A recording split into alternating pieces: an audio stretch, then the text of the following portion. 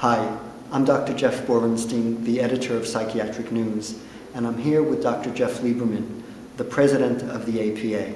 Jeff, welcome. It seems like yesterday that we were sitting here a year ago as you were beginning your presidency, and I want to ask you about that year.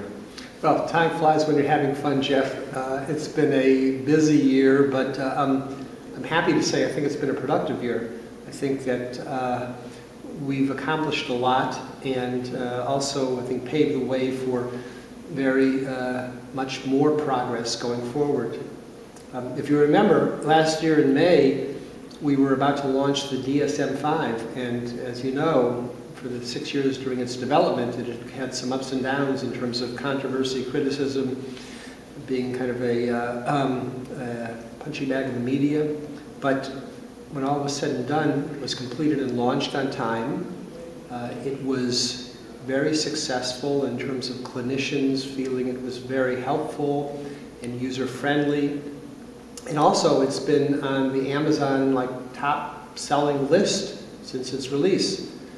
So that was really something that I think the APA can be very proud of, as having weathered the storm and fulfilled its goal.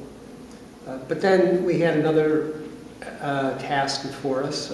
As you know, our longtime medical director and CEO, Jay Scully, was retiring. And so we undertook a search and recruited a new CEO medical director, Dr. Saul Levin, who arrived in October and has really hit the ground running and is doing a great job so far. And then, the other thing, which has really been something that's started this year but is going to continue for years to come, is the APA's engagement with the legislative process for healthcare reform. The final rule of the Parity Act was released in November. APA, with its Division of Advocacy and Office of Government Relations, had a lot of interaction with the administration in shaping the final language of the rule.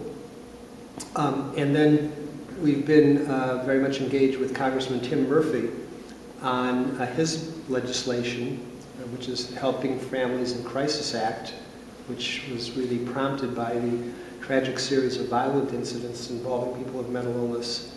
So the APA has really been in the thick of things when it comes to sort of government legislation and policy, as it should be. It's been an exciting year, and one of the culminating points of the year and at this meeting is Vice President Biden coming to speak. I want to ask you about that. Well, the meeting is a spectacular meeting. The program is just replete with so many really talented and leading figures in science and clinical care and policy and in sort of arts and culture. But really the cherry on the sundae is Vice President Biden, who, because he's been really the figurehead for the administration in addressing the issue of mental illness and addiction, both because of the violence that was occurring, also because of the fact that the military have had a major concern about the psychological wounds of war.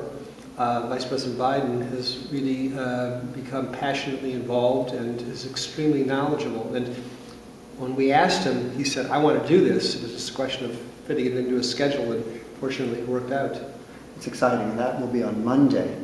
And another exciting event that you'll be a part of as well is a conversation with Dr. Eric Kandel, Nobel laureate, and Alan Alda. And I want to ask you about that. Right. Well, Jeff, as you well know, it's very important for the media to be able to be an effective communicator about issues concerning healthcare, medicine, and mental health care and psychiatry. And Eric Kandel, who's a Nobel laureate, neuroscientist and psychiatrist, has in his sort of current stage of his career been writing for the public about issues that he's interested in. At the same time, Alan Alda, extraordinary actor, playwright, has become interested in science, and he has been actively involved in a variety of ways in trying to be the interlocutor between the public and the world of science to try and help people understand what they really need to know and should appreciate in terms of what science does for the people at large and the general public. So to do a dialogue on media and science, and as it pertains to psychiatry and mental illness, seemed to be a very interesting and valuable thing to do. And fortunately, Eric was willing to do it. And he said, when Alan Alda heard that Eric was going to do it, he said, how could I resist? So we've got that set up also. That's great, and I know you've done a lot as president of APA to encourage increased education of the public and a reduction of stigma and prejudice for people who have psychiatric conditions. Right. I mean, the reality is that we know a lot more than we ever did about the brain, about behavior, and about mental functions, and we can help people immeasurably.